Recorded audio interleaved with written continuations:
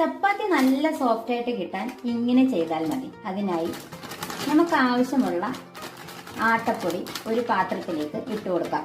ഈ ഒരു പാത്രത്തിൽ കുറച്ച് വെള്ളം എടുത്തതിന് ശേഷം അതിലേക്ക് ആവശ്യത്തിന് ഉപ്പിട്ട് കൊടുക്കാം. കുറച്ച് ഓയിലും ഒഴിച്ചു കൊടുത്ത ശേഷം നമുക്കിതൊന്ന് തിളയ്ക്കാനായിട്ട് വെക്കാം. നന്നായിട്ടൊന്ന് തിളച്ച് വരണം. ഇനി ഈ തിളച്ച വെള്ളം കുറേശ്ശെ ഈ മാവിലേക്ക് ഒഴിച്ചു കൊടുത്ത് നന്നായിട്ടൊന്ന് കുഴച്ചെടുക്കാം.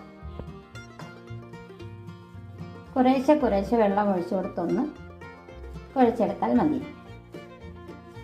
മാവ് ഇവിടെ നന്നായിട്ട് കുഴച്ചെടുത്തിട്ടുണ്ട്. ഇനി ഇത് ചെറിയ ബോൾസുകളാക്കിയ ശേഷം നമുക്കൊന്ന് പരത്തിയെടുക്കാം.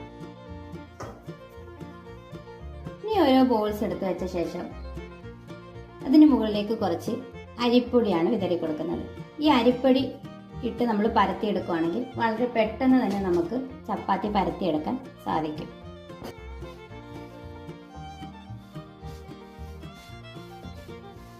ചപ്പാത്തി ഇവിടെ പരത്തിയെടുത്തിട്ടുണ്ട്.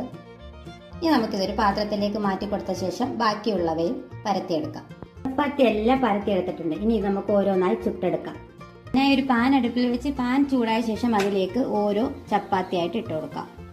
ശേഷം ഒന്ന് ചൂടായി വരുമ്പോൾ നമുക്കതൊന്ന് മറിച്ചിട്ട് കൊടുക്കാം. ഇനി ഇതിന്റെ മുകൾ ഭാഗത്ത് ചെറിയ ചെറിയ കുമിളകൾ വരുമ്പോൾ നമുക്കിത് ഒന്നും കൂടെ മറിച്ചിട്ട് കൊടുക്കണം.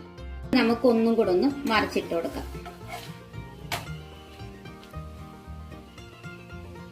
ഇനി നമുക്കൊരു പാത്രത്തിലേക്ക് മാറ്റി കൊടുക്കാം. ചപ്പാത്തി എല്ലാം ഇവിടെ ചുട്ടെടുത്തു. ഇങ്ങനെ നമ്മൾ ചപ്പാത്തി തയ്യാറാക്കുകയാണെങ്കിൽ തുടക്കക്കാർക്ക് പോലും നല്ല സോഫ്റ്റ് ചപ്പാത്തി ചുട്ടെടുക്കാൻ സാധിക്കും. വീഡിയോ ഇഷ്ടപ്പെട്ടിട്ടെങ്കിൽ ഒന്ന് ലൈക്ക് ചെയ്യുകയും സബ്സ്ക്രൈബ് ചെയ്ത് സപ്പോർട്ട് ചെയ്യുകയും ചെയ്യണേ. Thanks for watching.